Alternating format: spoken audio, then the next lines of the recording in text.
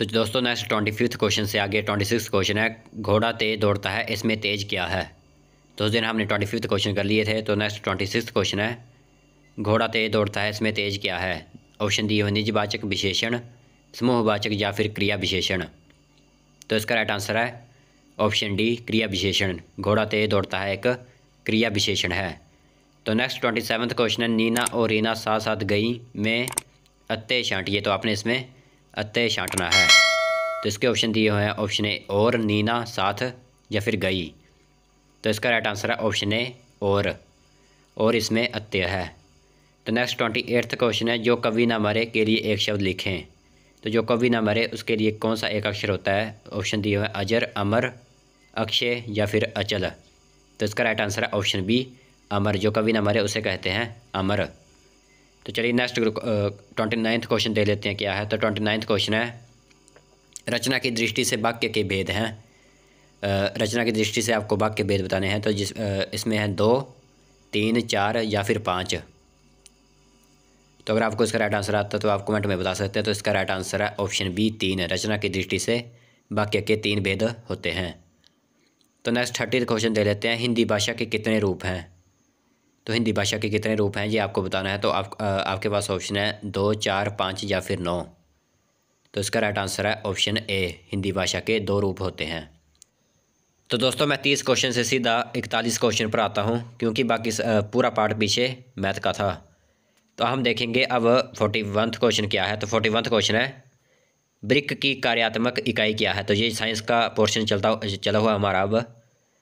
तो क्वेश्चन है, ब्रिक की कार्यात्मक इकाई क्या है। तो ऑप्शन दिए हुए हैं न्यूरॉन, नेफ्रॉन, बोमान कप या फिर ग्लोमेरुल्स।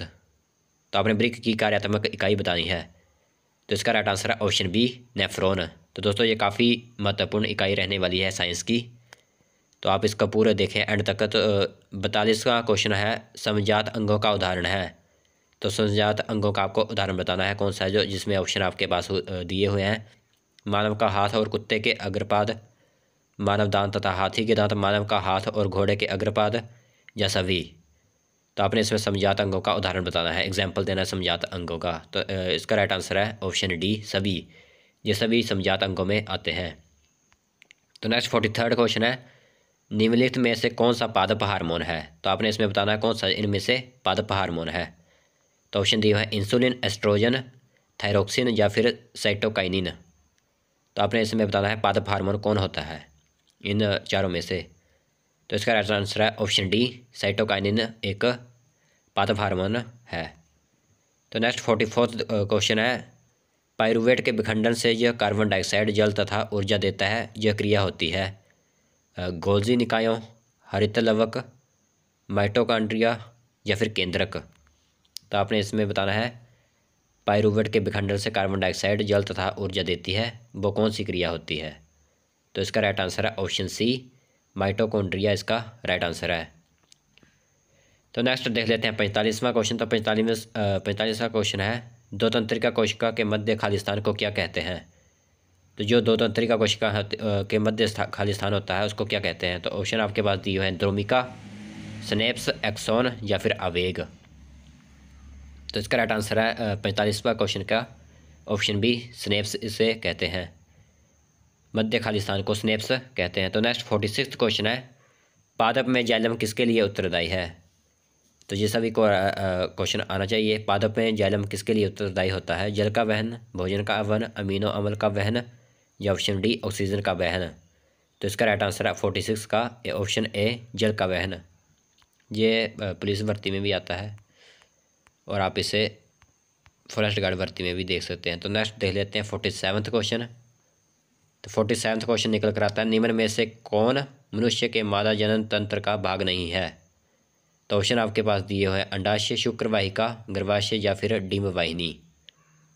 तो ये साइंस के महत्वपूर्ण क्वेश्चन है जो हर बार आते हैं। तो इसका राइट आंसर है 47th का ऑप्शन बी, शुक्रवाहिका मनुष्य के मादा जनन अंग का भाग नहीं है।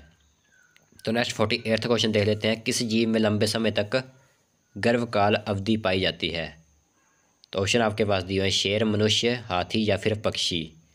तो किस जीव में होता है लंबे समय तक गर्भकाल। तो इसका राइट आंसर है ऑप्शन सी, हाथी में लंबे समय तक गर्भकाल की अवधि पाई जाती है।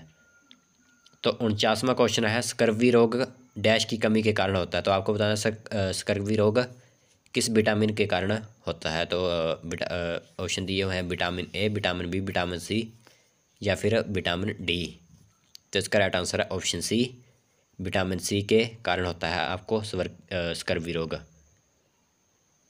तो नेक्स्ट दिया हुआ है 50 क्वेश्चन है, रसायन जिसका उपयोग एल्युमिनियम के साथ अभिक्रिया कर मशीन के पुर्जे जोड़ने को एवं रेल की पटरी को जोड़ने के लिए किया जाता है। तो वो कौन सा रसायन होता है जो जिसमें एल्युमिनियम के साथ अभिक्रिया करके मशीन के पुर्जे जोड़े जाते हैं। तो पहला है आपके पास Fe2O3, MnO2, ZnCO3 या फिर Cl2O।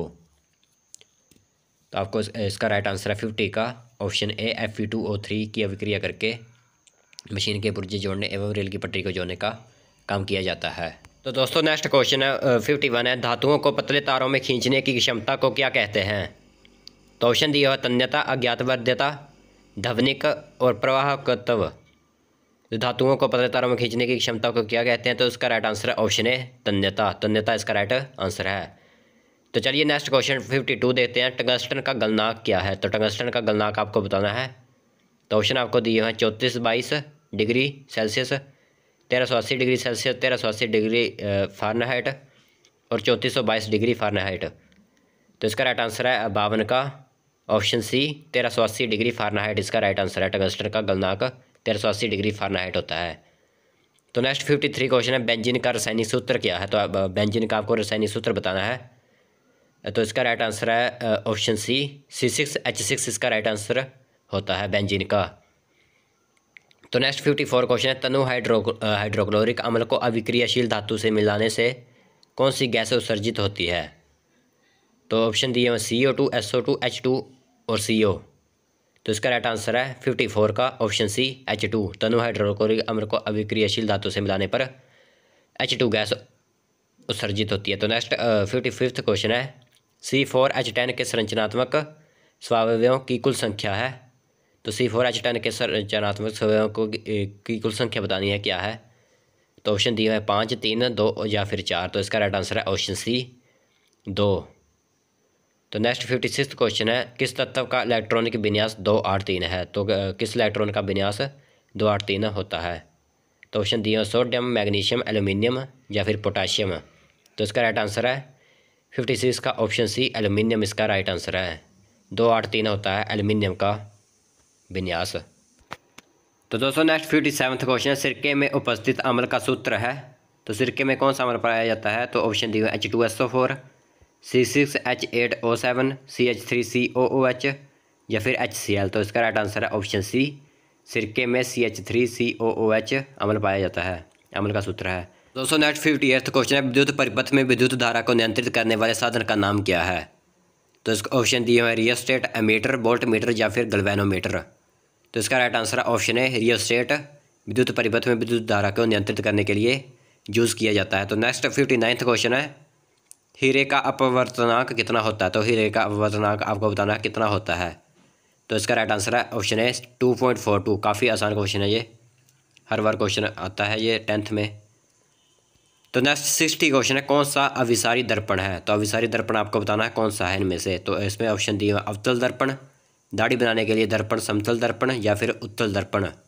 तो इसका राइट आंसर है ऑप्शन ए, अवतल दर्पण।